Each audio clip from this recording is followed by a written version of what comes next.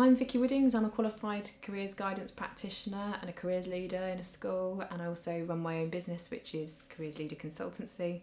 And the video that you're going to watch is around hopefully helping to prepare students and young people before their careers guidance appointments so that they can make the most of the time that they've got in front of that guidance practitioner. Enjoy. Many young people have the opportunity to have a careers guidance appointment at some point during their school education. Schools offer it in different year groups and with different students, but hopefully at some point this will be offered to you. And it's important that you make the very best use of the time that you've got with a careers advisor. So I just want to give you a few little top tips before you go for the appointment, because often, because it's something that we don't normally do, it can feel a little bit daunting, and it really shouldn't be. It should be a really good experience for you all, so I want you to really make the most of it. The first thing I would say is it's important for you to understand your options, so to have a little bit of an understanding, depending on what year group you are, of what options it is that you're likely to be discussing. So obviously if you're coming up in sort of year 10 or year 11, you're likely to be thinking about what you're going to be doing when you leave school. So having a think about the different qualifications that you could do locally and the places you could go beforehand can really help to make the conversation as meaningful as possible in the time that you've got.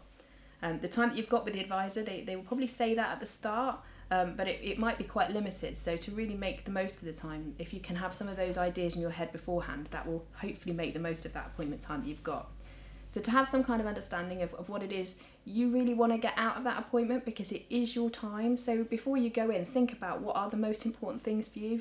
If you've got burning questions about certain jobs, if you've got a keen interest in finding out something specific about how work experience could work, or if there's a particular career that you've always been interested in, wanting to know the salaries and things, have a real think about what's important to you so you can make that appointment really be the best that it can be for you.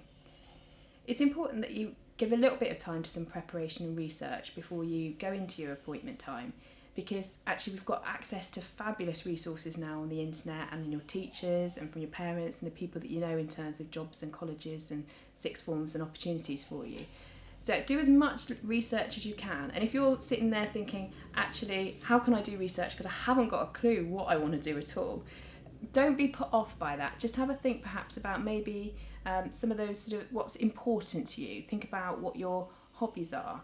The advisor's going to ask you quite a lot of open questions and going to have to get to know you in a really short space of time. So my other top tip would be about being self-aware. So being able to talk to an adult about the things that you enjoy and your hobbies and interests outside of school, as well as which subjects you enjoy the most in school, is actually really important. So being self-aware about those things and the subjects that you like the most is really important. And also being able to think about the subjects that you enjoy, how they're taught, so how you learn best, and what's important to you is also another thing that will really help you. You are going to do some action planning in that appointment, so as well as them asking you lots of questions and trying to get to know you really quickly, they will be asking you and setting some tasks and some things for you to go away and do. It could be researching something online, it could be speaking to a teacher about something, or actually doing an application or a mock interview or something like that.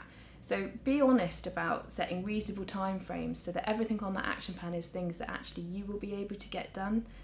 The whole appointment is actually about you, and it's about you getting the very most out of it. And that action plan is a really key document in that. So again, have a think about how you want to share that. Is it important that tutors see that or your parents see that? Because that action plan is a really vital record, so that when you've come out of that appointment, you've got a really clear record of what's been discussed, where you're at, what you want next, and what kind of steps you're going to take. And maybe not you, there may be some things that the advisor or your teachers have also got to do as part of that action plan, or maybe even your parents to support you going to an open day or something, to make sure that you have the very best experience out of that time. And my final tip, and it's the most important one really, is about being open-minded. You're going to have lots of different job experiences throughout your life. I've seen young people come to me being very, very certain on a job career, 100% certain, and I've seen them a few years later with a very different plan. I've also seen young people in year 7 with a really clear idea of what they want to do, and actually I'm really pleased that they have gone into, as adults, into that career and have stuck with that job role. So be really open-minded. You're going to have a variety of different jobs, and there's lots of different routes into different careers and occupations. So don't be disheartened if perhaps the traditional route that you were thinking of to get to a job isn't maybe necessarily the right one for you. You've got lots of different ways of getting to the same place. So all I would say is just to enjoy the process. You know, go in there, be open-minded, you know, but make sure that that time is the very best use of it for you.